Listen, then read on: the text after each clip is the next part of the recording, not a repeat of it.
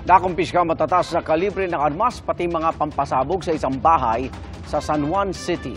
Ang depensa na may-ari sa pagsaksi ni Marisol Abduraman.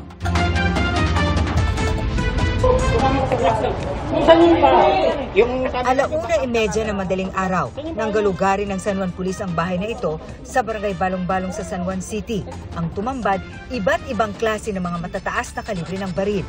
May shotgun, armalite, mga pistol at mga pampasabog, gaya ng mga granada. Meron din case ng Claymore mine at trigger nito. Hindi namin in-expect na ganito karami, ma'am. Ikinasa ang raid kasunod ng sumbong ng mismong asawa ng suspect na ngayon ay nasa ospital kasama ang 3 taong gulang na anak. Takot na takot daw ito dahil sa mga baril at pampasabog ng kanyang mister. They suffered physical abuse, pati yung daughter niya, which nakakumpine po sa isang ospital.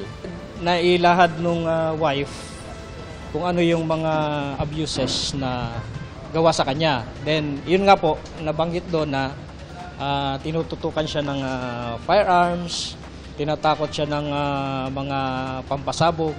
Tumanggi magbigay ng pahayag sa kamera ang suspect sabay turo sa kanyang abogado. Kahit short statement lang po. Tatanong na lang po sa abogado. We don't have any statements yet. Pero sabi umano nito sa pulisya, habilang niya ang mangolekta ng mga baril. Duda rito ang mga pulis.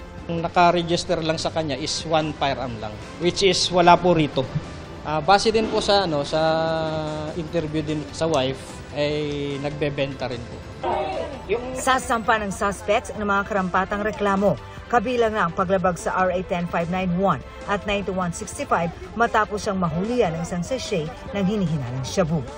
Patuloy na iniimbestigahan ng San Juan Police kung konektado ang suspect sa mga grupo na sangkot sa gun running.